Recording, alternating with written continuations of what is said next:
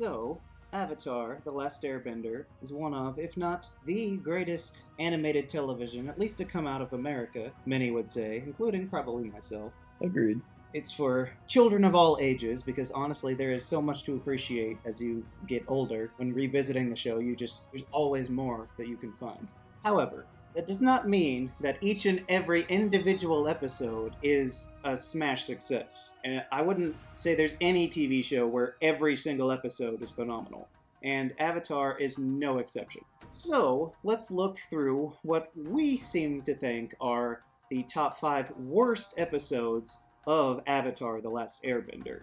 Feel free to disagree. Oh, I'm sure there will be disagreements, or people saying, how could you not put this one as a worst? But there are plenty of episodes that people seem to think are bad that I don't mind. People don't like the Avatar Day episode, but I think it's funny. You know, they call it one of the worst one-off filler episodes, but it's a good time. It's hilarious. And there's other ones like that. So let's just go through. We're going to have our top 5, because honestly, it is harder on Avatar to find worst episodes than some shows where you could easily do a top 10. Right. But we're just going to do 5 and maybe an honorable mention. Of course, that also leaves, 55 episodes that aren't bad at all? Well, about 50 that aren't on the worst list. Right. So, just to start off, I guess I'll go ahead and say my number 5 worst episode of Avatar: The Last Airbender is the Winter Solstice Part 1, The Spirit World, which is Season 1, Episode 7. Now, you might think, that's weird, why would you put that on there? That's a great episode. It's like, well, you're probably thinking of the second part of the Winter Solstice, Right. where they go to the Crescent Island and see Avatar Roku. The first part is where you see Roku's dragon and a big panda bear, and Sokka gets kidnapped and then just let go because he shows this angry spirit an acorn. Yeah, that was kind of confusing. Well, the whole thing is, he's saying, look, the forest is going to grow back one day. Okay, but it's still burned down now. Like, I'm pretty sure the spirit would be miffed, I would think. Right. But maybe he didn't care that much about the forest in the first place. I think Sokka just read it the Lorax, and it was just kind of fine. Yeah, and I understand this is like the first foray into the spirit world, but that being said, it is not a good one. You don't get a grasp of what is going on or how the spirit world works. Maybe that's on purpose. Maybe they want it to be mysterious, but I don't think that it necessarily portrays the awe that the spirit world has later on, even in the same season, even in Season 1. There's that whole side quest, too, where Iroh is just chilling in a hot spring and happens to get arrested by the Earth Kingdom, and then Zuko has to go rescue him. Granted, Iroh has some pretty great moves in that, but, I mean, this is only the first one on the list. It's not like this is the worst episode in the series. It's just oddly placed. I mean, I know it's set up for the next episode, and the next episode is great with the second part of the Winter Solstice, but Aang just seems very unsure of himself as the Avatar, being the bridge of human and spirit alike. And I know he's just a child, and they probably didn't teach him that already, but then again, the air nomads are notoriously spiritual, so you would think that he would know at least a little something about how to even try and do it, instead of letting that whole village get destroyed. Yeah, that's a pretty bad start for the Avatar, trying to bridge that gap.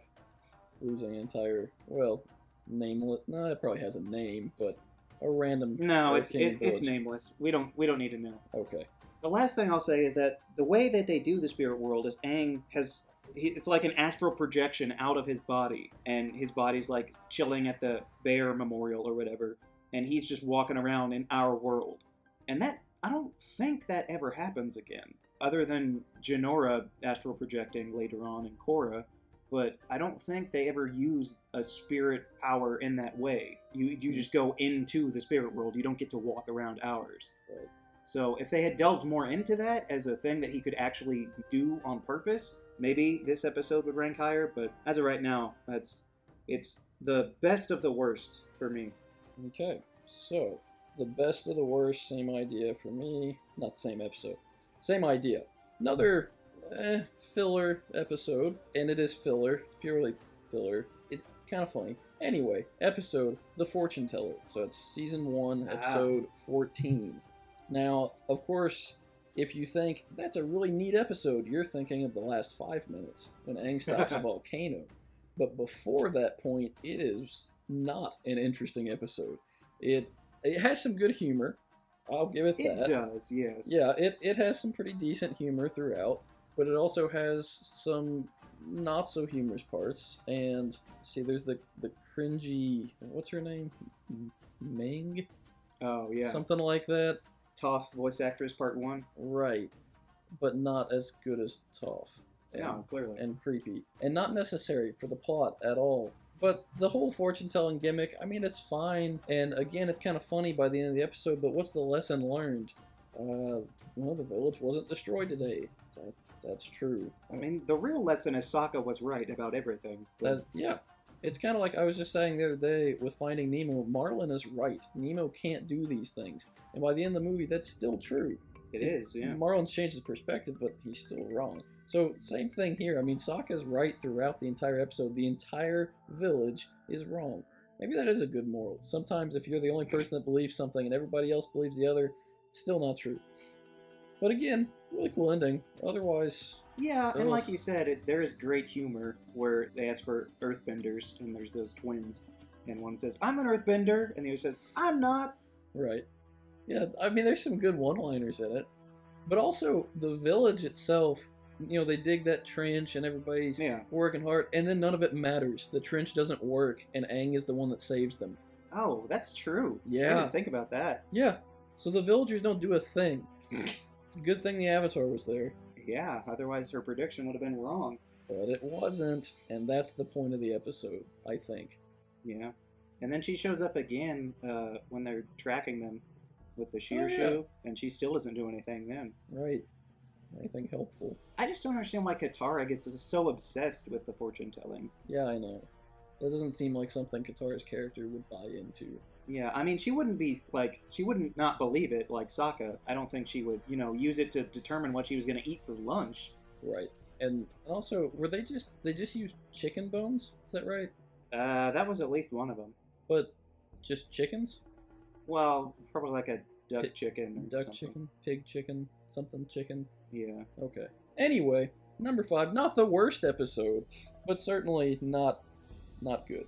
Right. So, the number 4 worst, for me, on my list, is The Runaway, which is Season 3, Episode 7.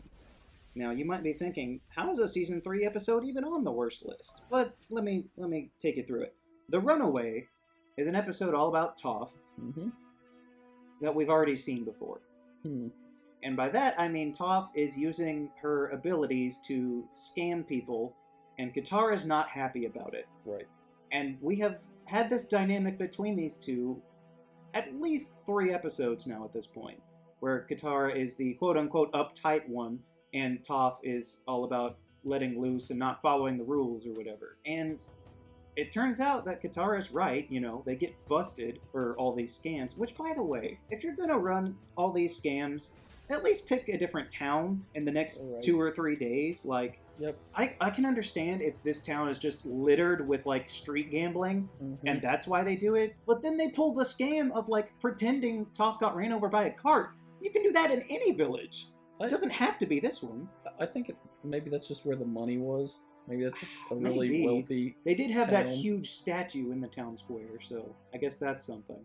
But that's not all, because this episode also gave us hockey. Sokka went out and bought himself a Fire Nation hawk to send messages, which is awesome. He's got his own personal Momo. And then, at the end of the episode, they send off Hockey to give a letter to Toph's mom, and we never see him again. Yep. Hey, where'd Hockey go? You know what would have been awesome? Is when they were on the airship, and Sozin's comet, and Sokka throws his space sword, and it falls to the earth, and then, out of nowhere, his beloved Hockey comes back with his sword. But no, Hockey's just forgotten forever. Right. He even says, "Welcome to Team Avatar, Hockey." Well, I guess that was a lie. Right. He's part of the team for that 20 minutes, and then he's gone. Also, that description, though, he might as well bring him the sorting hat and then cry his tears on his basilisk bite. I would believe it. I would believe Hockey is capable of such things. If only given the opportunity. Exactly, but he wasn't. He was stripped away of any meaning.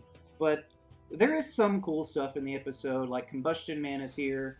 and Katara uses her sweat to waterbend.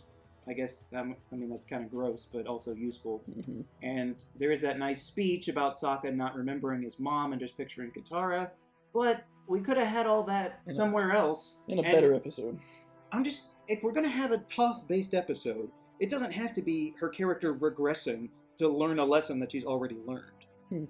She could have actually developed further as a character. Right. I mean, she doesn't even get her own field trip with Zuko by the end of the season, so this could have been her one shot, but they didn't do anything with it. They just retreaded the same ground. Right. So that's why I'm putting The Runaway as the second worst, in my opinion. Fair enough. Let me also say with that, if that had been season 2, maybe it gets a pass, but when you get that late in the game, you cannot have that poor quality. So, that was your third, is that correct? That was just No, that was just a second, that's right. So that's your number 4 coming down. So number 4 for me is one you won't necessarily agree with, but it is the Waterbending Scroll. I protest. Season 1, Episode 9, a fan favorite, at least if you're talking about hating on episodes. So, of course, we were just talking about Toph in her own episode, and this is kind of a Katara episode, and that's okay, but to tie back to The Runaway, actually, you have Katara with her own very strong sense of right and wrong, and she's supposed to keep the entire gang in line on that, and, oh, how dare you perform street gambling, we can't make money that, oh, I stole a scroll. Wait. How can you be the one with all of the maternal care and all of the black and white morals, and yet you're going to take this just because, oh, I really want to learn waterbending? And I don't care what you say. I don't care if you want to say, oh, well, I need to teach Aang, or this is the only way I can learn water. You don't even know waterbending until you get to Pakku. Like, you know just a little bit. Well, that's why they need the scroll, right? It's like half a page. Somebody scribbled something down on the back of an envelope, and she stole it. It's not even that helpful. I believe her justification was, unless it's from pirates. Unless it's from pirates. Yes. Yeah, okay. Stealing is wrong unless it's from pirates. That's which isn't a great lesson for kids. I'll give you that. I don't know. I mean, you can steal from pirates, but it's just not worth it. You pointed out that the end of the episode is cool, so I guess that's kind of my theme here. Is the end of the episode may be cool, but that doesn't make the whole episode a good episode. I mean, I kicked some of them off of the worst list for that very reason. Because with some cool endings, you can redeem a lot. But sometimes it's not. For me personally, I do think the Waterbending Scroll is pretty good because the pirates are funny. You know, that whole fight at the end is pretty comical.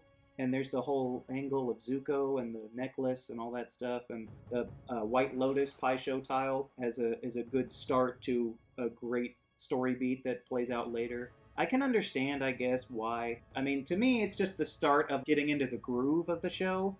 Like, this is where he buys that bison whistle that comes up all the time. This is the second appearance of the Cabbage Guy, making it officially a recurring joke after Omashu.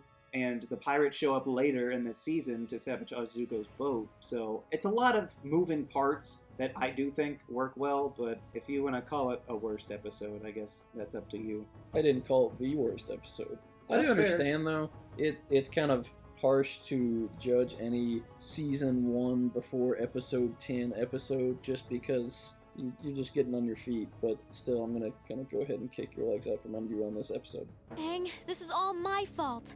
No, Katara, it isn't. Yeah, it kind of is. Okay, it's not my list, so that's fine. But for number 3, the number 3 worst episode of Avatar: The Last Airbender, to me, is Nightmares and Daydreams, Season 3, Episode 9. This is the episode right before the Day of Black Sun. So what do you think we need to be doing the day before one of the most important in history? We are going to have bad dreams.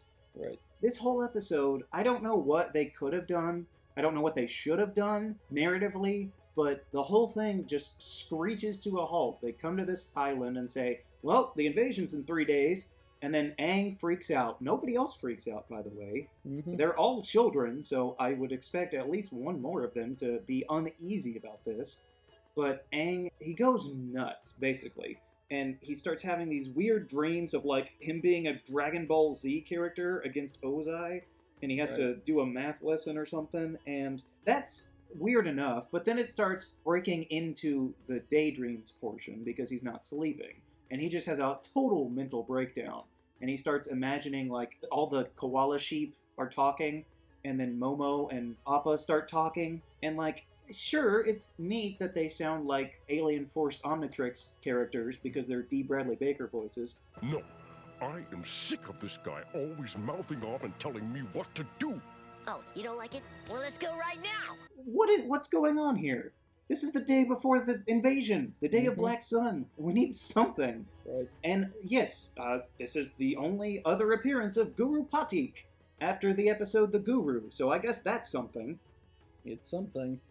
But why are we wasting our time with crazy, out-of-control visions of nonsense that don't add up to anything? Like, if he were having weird avatar visions of his past lives, that would even be something. Maybe that's what the episode should have been. Maybe he should have been uncontrollably dreaming of his past lives and how that could help in the invasion. That'd be But neat. maybe they didn't want to have to write out what actually happened back then. But you could give a break to, like, all the principal voice cast. I mean, they could only have a couple of lines. The whole thing is dumb because they just fix it by saying, here, take a nap. They're like, we made this bed for you.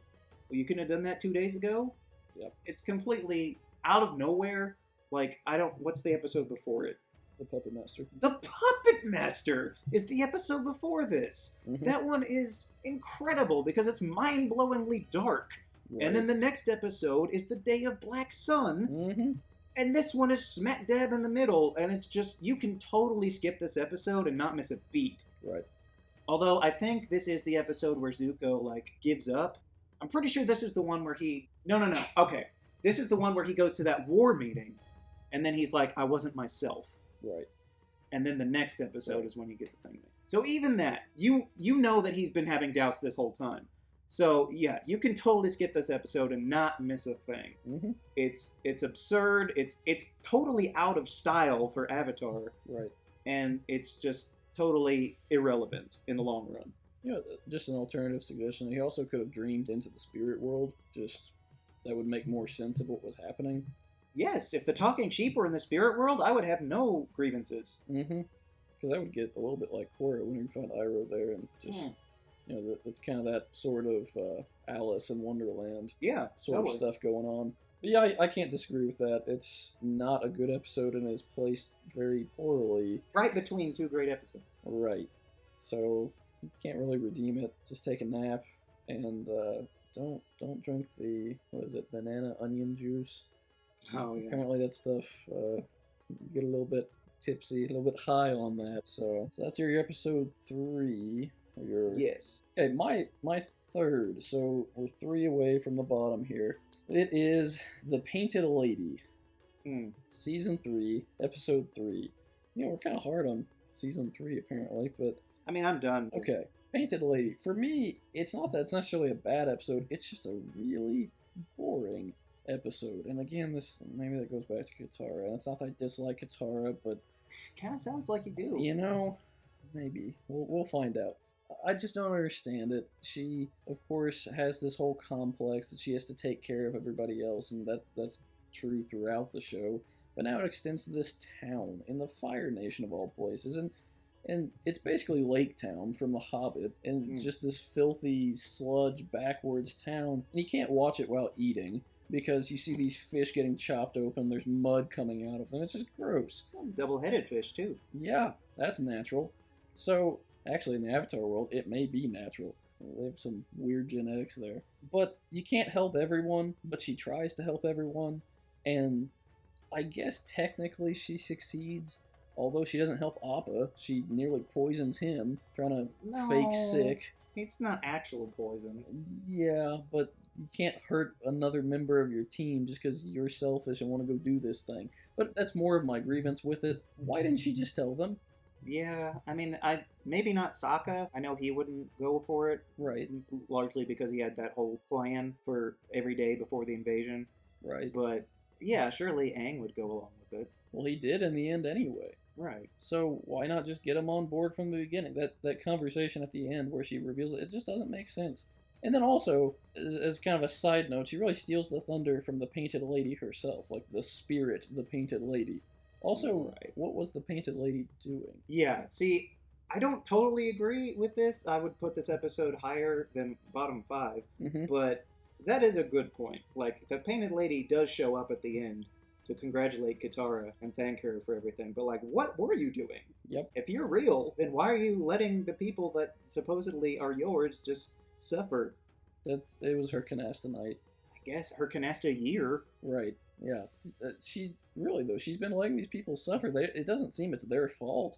She just out on vacation. They built a factory and she didn't do anything. So. Well, they're not even the ones that built the factory. Right. It was the army that came in. So when the army comes in, make sure that your spirit is on guard. I mean, your spirit protector. Apparently, that's the moral there. Otherwise, I don't really know what the moral of the episode is. Well, not every episode has to have a moral, I'd say. Yeah, but there should be one in this. Don't Something, pollute, I guess? Yeah, that's true. Captain Planet, Avatar Edition. Fair enough. Like I said, I would put this episode a little higher because, truthfully, this was one that I did not see when it was premiering, and it was only a couple of years later that I could actually watch it on DVD. So I had no clue what this episode was going in, and it was better than I expected because, again, it's pretty funny. Maybe I give the edge to funny if it's a bad episode, but if it's funny, then I'll give it an edge because there's that crazy guy who just switches hats and claims he's a different person. Yeah. And then Doc. that part at the end of the episode where they're like, well, how do we fix things? And then Toph Toph leans pokes out, maybe we could clean the river. And they're like, Great oh idea. yeah, let's do that. Yeah. I mean, sure, there are some redeeming one-liners yet again. Yeah, but okay. One-liners do not an episode make.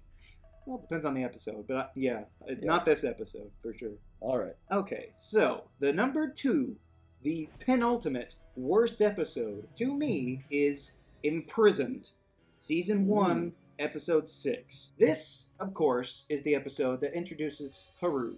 And I don't really care for Haru. Maybe it's because I don't like this episode that I've never really cared about Haru after it. But they go to this town, standard Avatar fare, and they show up, and then the Fire Nation is mean to the people, and for some reason Katara instantly latches on to the people here. I don't know what it is. I mean, she saw Haru bending before, but just because he's a bender and she's a bender doesn't mean that they should be best friends. Like, she's seen other benders before, right? Not many. I mean, I guess, but this isn't the first town that they've stopped at. That's true. They've already been to Omashu. So They've been to Omashu for, I mean, come on. But for whatever reason, she's all obsessed with Haru. Maybe she likes him or something. I don't know. But there's that whole thing where they take them out to the sea prison. Now, the sea prison is pretty smart on the Fire Nation's part, but the whole scene there is just unbearable. Like, I know that, oh no, they're in horrible conditions and we should feel bad for them. But, like, what makes this town so special? It's just a waste of their time. Like, they need to get going. But instead they come up with overly convoluted plans. First of all, they're going to pretend like Katara is an earthbender through airbending vents or something under the town, and then try and get her locked up wherever they are. What if that didn't happen? What if she went to a different prison, for one? But then they're going to do that same trick of vents and airbending to get some coal up to the prisoners, but that's only after like 3 days of her trying to convince the prisoners that there's something worth fighting for. And they're like, nah, let's not fight for anything. Yep. And only when Haru is in danger does his dad finally do something. And then the other people are like, okay, I guess we should do something. Right. And it's such a waste of talent as well, because they got George Takei, of all people, to come in and voice a random Fire Nation prison warden or whatever. And he's not in any other episodes, but this one. He really could have been. He should have been in the Boiling Rock. Just he Yeah, got he could have been transferred. that weird big-lipped guy. Yeah, so could have happened.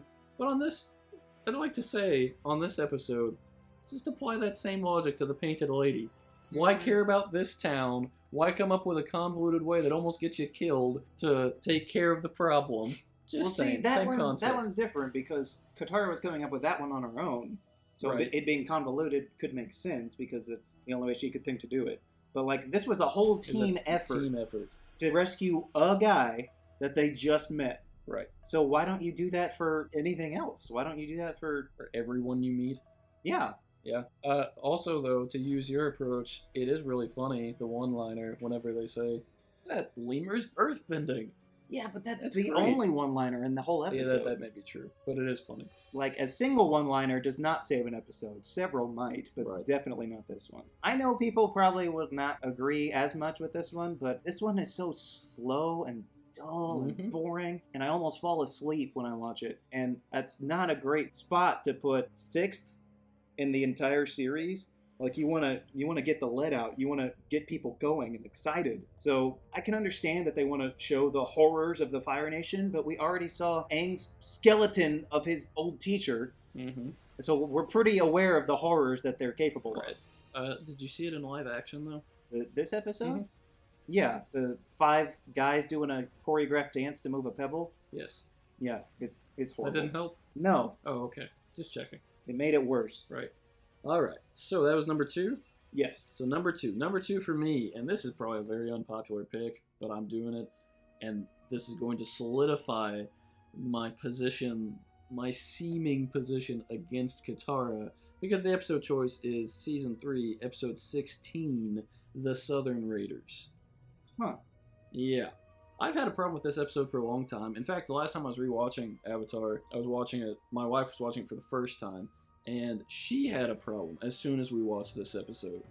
Because the whole thing is, yet again, you're coming back to Katara's character in the same way that you pointed out earlier with The Runaway. You're using the same old story, and you're just redoing the same problem. And this is Katara again. You can't forgive the Fire Nation. And even though we are, 5 episodes from the end of the series, she still cannot forgive Zuko for 1, and the Fire Nation for 2. And I mean, I know she's got some bad past here, but you've also explored that past pretty well by now. I mean, I know you didn't know every detail of her mother's death. Now you do. I guess that's something. But we probably could have gone without that and just finished up the series. But then we come back to the moral, and what is the moral of the story? Is it forgiveness? I don't know, because she forgives Zuko, which is something.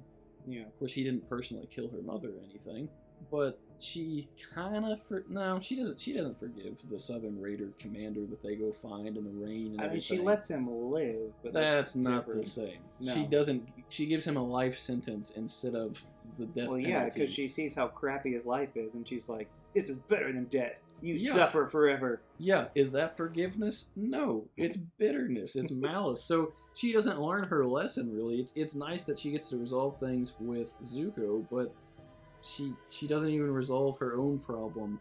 And I guess eventually she gets over it. Maybe she does. Maybe she still hates him whenever she looks like Gran and Korra, and she just stays up at night fuming over this guy that killed her mom. I don't know. It's just sort of an over-resolution of a story that was already resolved, and it's almost filler just because it's not necessary, and you're doing it so close to the end of the series is my problem with it. If this were Season 2, again, you can forgive it, but when you've only got a few episodes left and you think this is the story that needs to be told, I don't know that I can agree. Would it have made a difference if it were just a few episodes earlier, but still after the Day of Black Sun? Probably, if it had been 2 episodes after instead of just right at the end. Like before the Boiling Rock? Right. Yeah, because the Boiling Rock is kind of another filler episode. I mean, it's resolving yet another story that's taking place, I guess, at this point already. But yeah, it's just too close to be focused on something so far away from the main story. Well, I gotta say, I feel a lot better now about some of my picks, because I know people genuinely like this episode because it takes Katara in such a dark place. Mm-hmm. And she has some good waterbending moves against that guy that killed her mom. Right. She doesn't bloodbend him, I don't think, but she does The some really ice. cool stuff with all Yeah. the rain and everything. Yep. And I do like the fact that her mom sacrificed herself for Yeah. them. You know, she thought she was going to get captured, but even then, I'm sure she would have done the same. Yeah, I mean, I can see that as a repeated story. And honestly, you asked about the moral. The moral seems to be, I mean, at the very end of the episode, Aang's like, "Good, you forgave." And then Zuko's like, "Yeah, so what are you going to do about my dad?" Right. And that seems to be the moral of, like, what do we do? Is killing wrong? Right, except they could have had that conversation without them having gone to the southern pole. Yeah, it does take a long time. Right. Like, is this like a whole month that this episode takes place? Do you remember how long season 1 took to get from down there all the way up? Roughly all of it. Yes. So, geographically, this is kind of confusing, unless Appa has another gear that they don't use most of the time. Yeah, it probably is too much span of area to actually cover before we get to the Sozin's Comet. It's like, that thing's coming at the end of summer, so we don't have time to traverse halfway around the world and back. Right. So, all in all, for me, not good. Okay, well, like I said, I feel better. Before we get to the number 1, we'll do an honorable mention. If I were to ask you, what is the episode of the Avatar State? Could you tell me off the top of your head? Well, I was just looking at an episode list for quite some time. But if you hadn't... No. But it's the first episode of season 2, right? Yes, it is season 2 opener. And it's all about them trying to make Aang go into the Avatar State. Right. And failing repeatedly to do so until a crazed Earth general tries to kill Katara. Mm-hmm. And then puts him in the Avatar State. And then the lesson is apparently the Avatar State is bad because he can only do it when he's angry or scared or sad or whatever. Mm-hmm. And it's like, no, he can control it if he just did.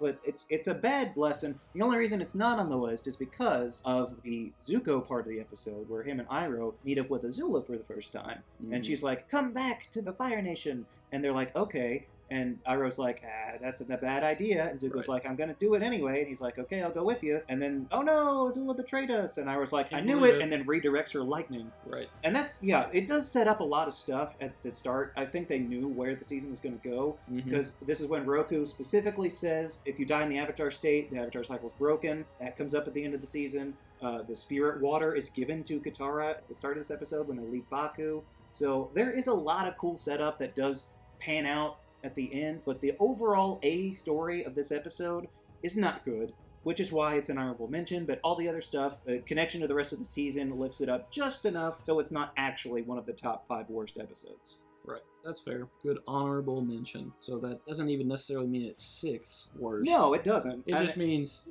it deserves to be discussed. Right. Now this one, again, may be unpopular, but for my honorable mention, I'm going to say The Swamp.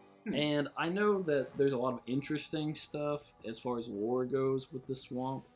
I know that it's got that big spirit connection. Of course, swamp bending is a whole separate thing that we wouldn't get to see otherwise. But I know it's not any longer than the other episodes. Wait a minute. It's just so boring. It just takes forever. It seems like it's already been 15 minutes before Appa starts to drift down into the trees. And then there's the tornado, and it doesn't even make sense how it's happening. I know the spirit stuff's drawing them in, but I kind of dread having to rewatch it every time, just because I know it's going to take a while to get through. And then also, I think it's pretty offensive to anyone from Louisiana. Oh yeah, looky there, though. It tastes like possum chicken. Yeah, wonder who you're trying to make fun of there. Can't tell, but I mean, at least they didn't go as far as they could have. Yeah. I don't think anybody had any hot sauce that they put on the possum chicken, but well, we don't know. That's true. I will say, anytime I get to see Yue is a pretty good time, but that's a very small portion of the episode. Right. And Roku. I mean, that's cool too, but... And I didn't even see this episode until after I saw The Blind Bandit. Mm-hmm. So the whole Toph foreshadowing, I didn't even get right at the first time I saw the whole show. So it didn't even pay off that. Right. Basically, it's just Dagobah, except Avatar, and you're just kind of wondering what you're doing there until it pays off. And there is some payoff in the episode, and that's fine, but when you're watching it... Honestly, the biggest payoff for the episode is until Season 4 of Legend of Korra when you meet Old Toph. Nice to see you again, Twinkle Toes. And that's a long haul. That's a while to wait. Yeah, so I can understand that, I guess. Alright, just an honorable mention, though. Okay. So, for the number 1 worst episode of Avatar The Last Airbender, you'll be surprised, I'm sure, but I'm gonna say The Great Divide. No. Yeah. Say it's not so. You never would have guessed, huh? Let me just stop you right there and say my worst episode is The Great Divide. Oh, no! Season 1, Episode 11. Let's go. Okay. This is often cited as the worst episode of Avatar, but I think it is, but not for the reason you think, probably. Because most of the time, people are like, it's just dumb and filler and nothing happens. Which is true. Which is true, yes. And we talked about morals in these episodes several times. And the moral of this episode is apparently lie whenever you can get away with it. Because the Avatar, the great bridge between humanity and the spirit world, lies to two whole groups of people, two, I don't know what you call them, city-states, tribes of people, and he just totally tells them fabricated information, and then they take that and say, okay, well, I guess we're done feuding. Yep. So what is the point of that? Lies solve your problems. I guess. Every 10-year-old needs to be taught that lesson. And the tribes themselves are just not even comically over-characterized in one direction. It's just too much of a trope. Like, all of you are slobs and all of you are... Yeah, kind of stuffy. Neat freaks. And then they overemphasize these characteristics of Katara and Sokka to fit in with the opposite tribes. Like, Katara isn't that much of a neat freak. She cares more about what's on the inside of people. She's all about hope and stuff. And Sokka isn't that much of a slob either. Right. I mean, he fits probably a little better than she does, but still. Yeah, I mean, at the beginning, they're talking about putting up a tarp or whatever, and he's like, no, it's not even going to rain, and we can use it as a blanket. So at least his was, like, for practical reasons, not just like, I don't want to... Yeah, just, I throw my trash wherever I want to. Yeah, but no, the main reason that I think this is the worst episode in the series is because we spend this whole time doing a thing. They even make a joke about this in the Ember Island Players, where they say, it's the Great Divide. Let's move on. But the reason it's the worst episode is because it doesn't pay off. Nothing comes from this episode.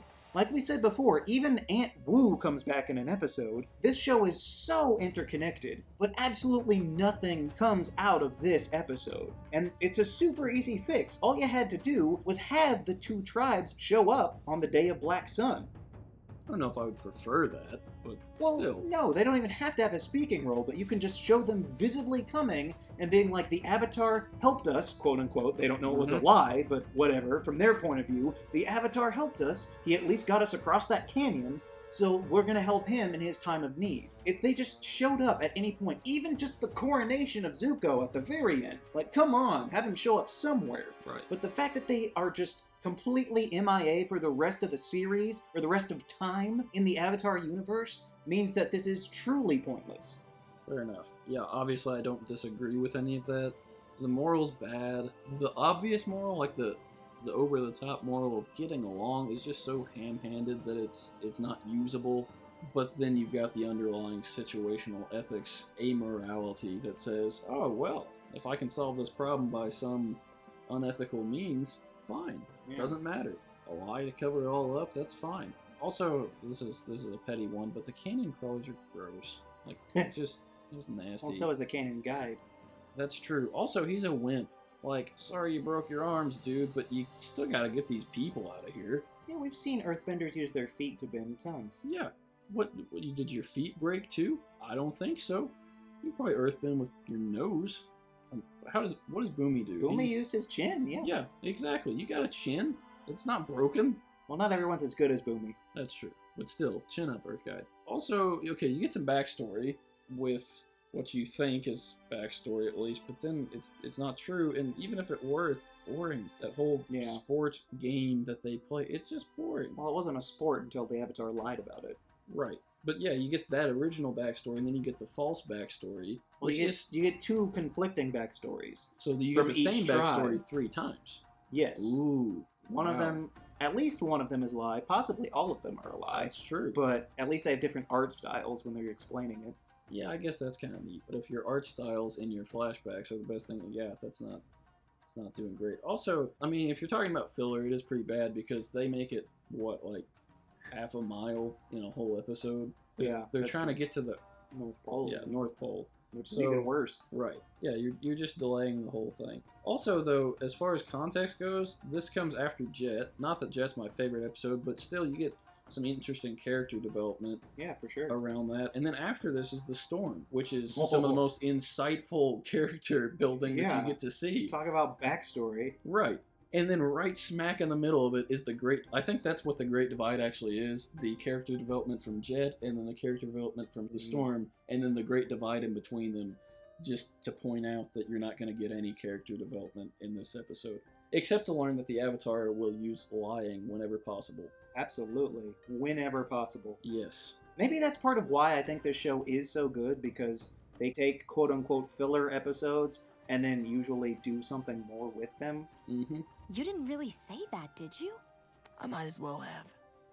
Like, you know, in Season 1, you might think that the Warriors of Kyoshi is a filler episode, but then by the end of the series, Suki is a full-blown member of Team Avatar. But the fact that they didn't do anything with this, I know they probably didn't, because by the time they were in Season 3, this episode already had a horrible reputation as one of the worst. And I'm pretty sure this was like one of the ones that they showed all the time on Nickelodeon, so people just got sick of watching it altogether, which I can understand, but like, there's just no reason to ever watch this episode again, honestly, because it doesn't matter. Nothing comes from it. Yep. So whether you're a Zhang or a Ganjin... Is that their names? Yeah. I didn't even bother. Ooh, okay. Well, either way, doesn't matter. Don't even go back and watch it. Whoever you are, it's not worth it. So, if you're going to rewatch Avatar, which you probably should, you can maybe probably skip at least some of these episodes, if not all of them. You're really not going to miss too much out of these. Like we said before, you know, most of this show is really good to great even, but every show has its ups and downs, and this show has a couple of downs. Some of them are pretty bad, but... Mostly ups. Yeah, so stick around. We're going to eventually talk about the best episodes of Avatar. Probably have to stretch that to 10, because the good far outweighs the bad on that. Absolutely. But until next time, see ya. See ya. Secret tunnel. Secret